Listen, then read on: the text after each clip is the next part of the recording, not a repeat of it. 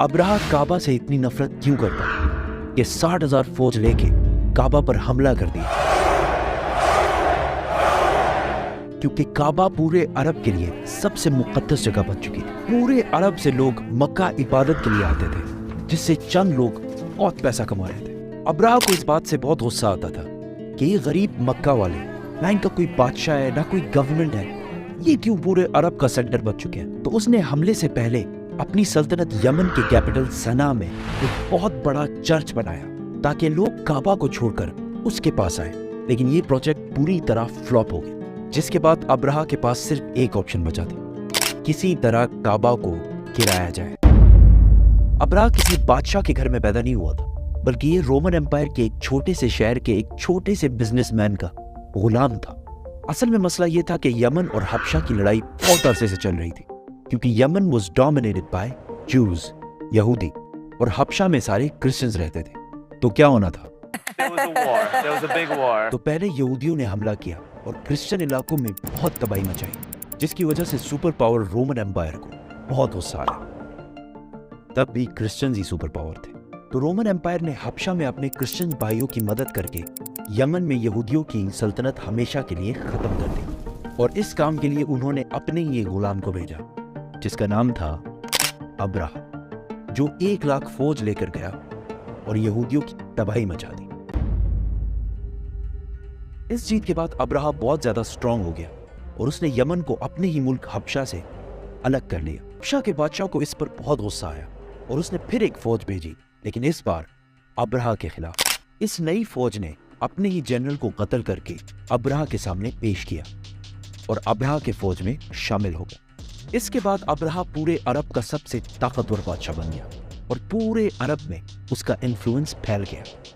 सिवाय एक चीज के, हर साल पूरे अरब से हजारों लोग मक्का में काबा के तवाफ के लिए जाया करते थे। तो अब्राहा ने सोचा इसमें कौन सी बड़ी बात है, हम भी एक बना देते हैं। तो उसने अपने कैपिटल में एक आलीशान चर्च बनाया, जिसको उसने पूरे दुनिया के हीरे जवाहरात से भर दिया। ये बिल्डिंग पूरे अरब में सबसे खूबसूरत और आलीशान बिल्डिंग थी। अरबियों ने इससे पहले ऐसी कोई चीज नहीं देखी थी, लेकिन कोई भी इसकी इबादत के लिए नहीं आया और सब उसी पुराने काबा की तरफ जाते रहे। इतना खर्चा और इतना सब कुछ करने के बाद भी जब अब्राहा फेल हुआ तो उसके पास सिर्फ एक ही ऑप्शन बचा। तो उसने 60,000 लोगों की फौज जमा की और काबा पर हमला कर दिया। अभी तक जितनी स्टोरी हमने बताई है वो सिर्फ इस्लाम में ही नहीं बल्कि हिस्ट्री में भी लिखी हुई है, जो कि पुराने जमाने के अरबी इंस्क्रिप्शन से उठाई गई है।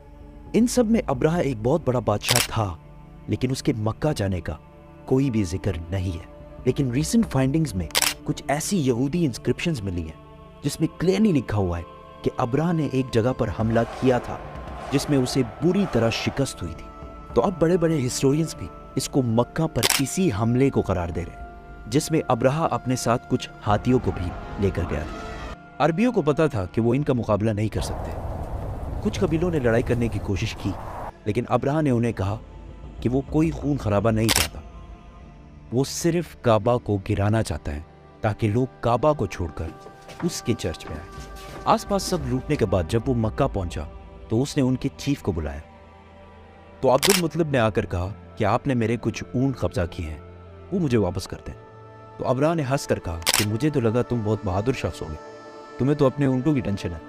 तो अब्दुल मुतलिब ने कहा कि मैं सिर्फ अपने ऊंटों का मालिक हूँ, इस घर का जो मालिक है वो जाने और तुम जानो, लेकिन इतना मैं बता दूं, आज तक कोई भी इस घर को नुकसान नहीं पहुंचा पाया।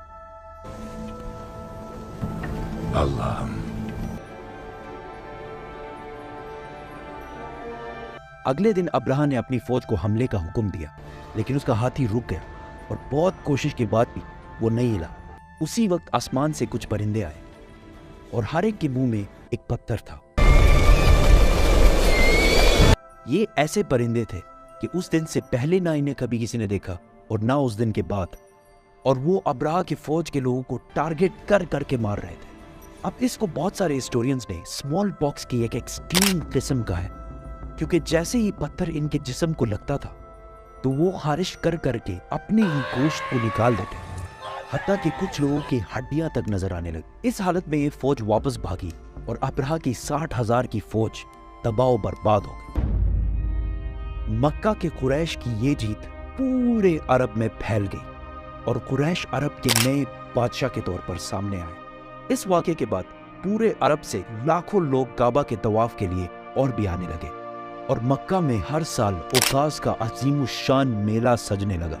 मक्का वालों की दौलत डबल ट्रिपल आसमान से बातें करने लगी। लेकिन इसी साल अचानक एक दिन ईरान के सबसे बड़े टेंपल में जो आग सालों से जल रही थी बुझ गई और उसी दिन मक्का में एक यतीम बच्चा पैदा हुआ जिसका नाम था मोहम्मद।